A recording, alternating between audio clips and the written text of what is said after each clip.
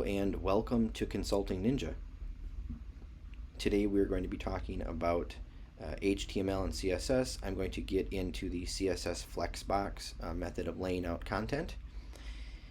This is not necessarily a part of the series I've been doing, How to Become a Web Dev, but will certainly be helpful to anyone who's been following that series. Please hit the like button, subscribe, and click the notification bell if you like this content, and you will be notified of future video releases. You don't need any additional software today, simply a browser, and we're going to type into the search bar w3schools.com, and we are going to click this first link, W3 Schools Online Tutorials.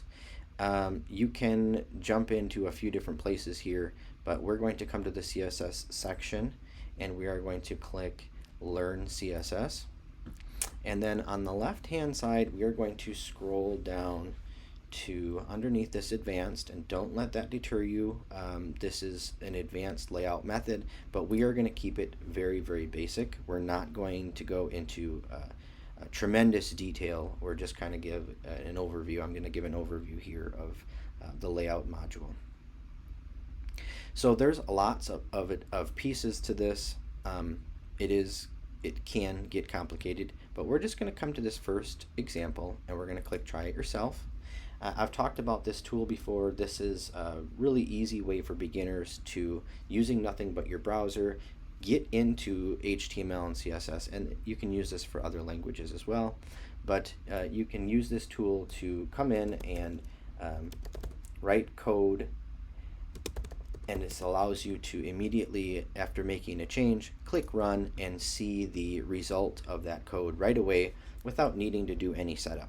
I will in the future, as I've promised, do a video on DevOps, which DevOps is all of the things around development that are required for development, but aren't actually writing code. So installing development environment and getting in a development environment up and running would be part of that. So again, a beauty of using this tool is we don't have to worry about that. We just go into our browser and come here, and then we can start playing around with stuff right away. So what we're looking at here is we have an HTML document with an inline style sheet. The style sheet is in between all of the CSS selectors and their corresponding rules for each selector inside of these opening and closing brackets. I talked in the CSS video about classes. This is a CSS class. We know that because it has the period before it, and then our element that we're applying that class to is listed here. So we see in the beginning opening div tag a class equal to flex container. One thing I will point out here is you will notice that this additional styling here only applies to these three elements, and there's no class, right? Well, what this CSS rule is saying is, hey, any divs inside of the element that has this class, apply these rules to it. So this is, again, comes to that CSS specificity concept, and that is a more specific selector than the general, than the less specific class. Now a class is more specific than some other selectors, but specifically grabbing a div that's inside of a class is more specific, and so that's what this is doing here. And that's why you don't need a class name, because it's just grabbing every single div element that's a child of that class, of that element that has that class name. Sorry. So what we're looking at here is a flex container, right? Anytime you're going to use a Flexbox layout, you need to have a flex container, and then you would have elements inside of that are utilizing the properties of that flex container. And so here we have a div, which is simply a container. It doesn't do anything but hold stuff, and we can apply styles to that container. So here we have a div with this class, and we have given it the display mode of flex, and then we've used this background color of Dodger blue. Now, I think that's a horrible color, and I also want to point out that in industry, a lot of times, or most often, we're either using a hex value or an RGB value.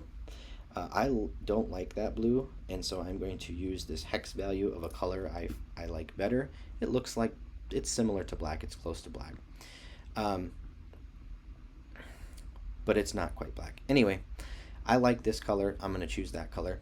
And I do want to quickly point out that if you're looking for colors, if you are at that point in your web development journey that you are wanting to come up with a color palette, one of the things that I want to use this channel for is to help people who are getting into industry or looking to become web developers, or people who are already in industry that just need additional help getting over an obstacle.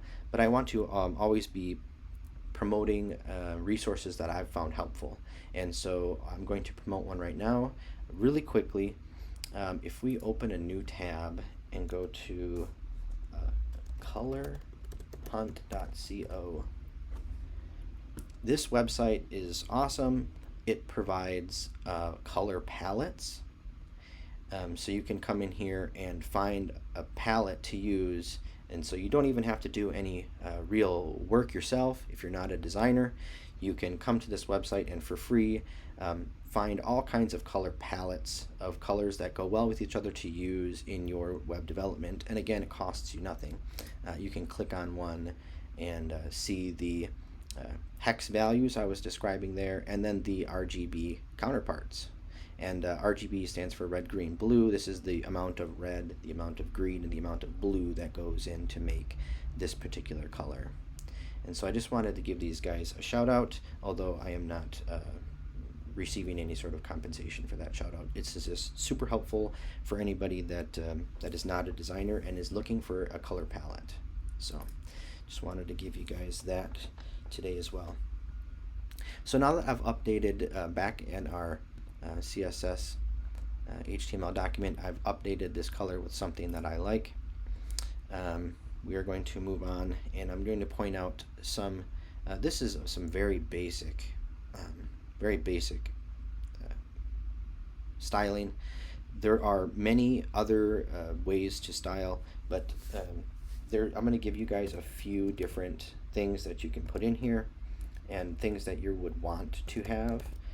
So this template here was a good start, but things that you would want to have additional.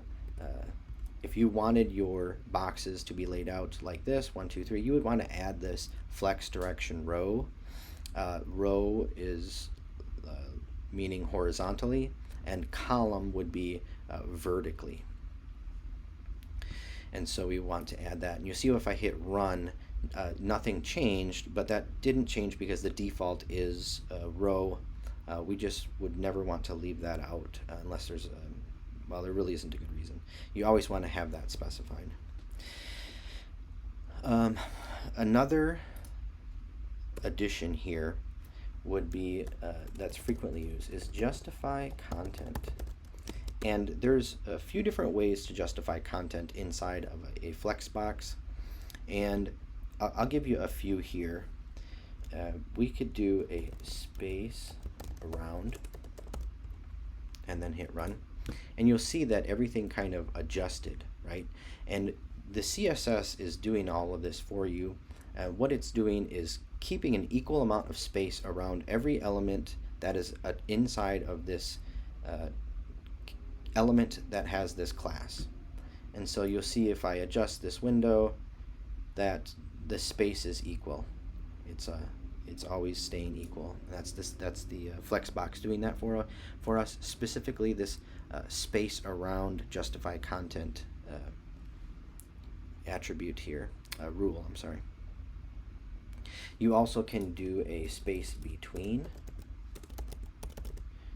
and we'll hit run. And what that's doing is keeping an equal amount of space between each element. And so as we adjust the screen, you can see that there's always an equal amount of space between these. And then there's you could do flex start, which makes everything go to the beginning, or you could do flex end, which forces everything to the end. I kind of like having things equal, so I will keep it space around. I like that one the best.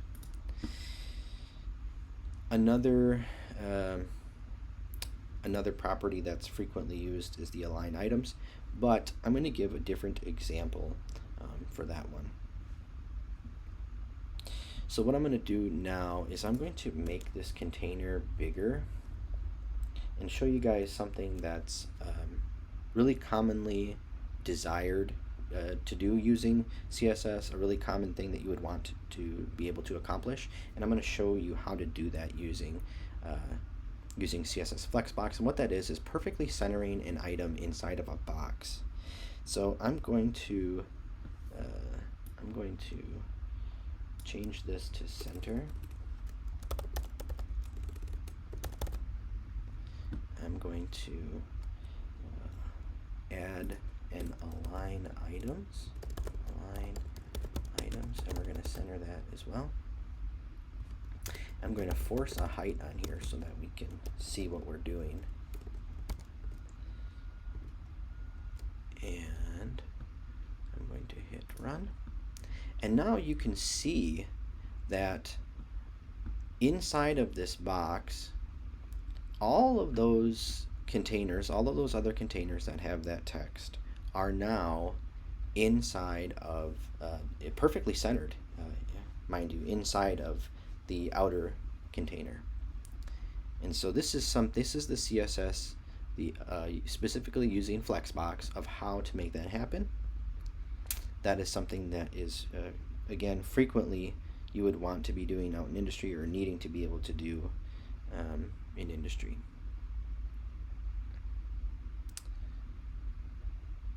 So I hope that you've found this helpful,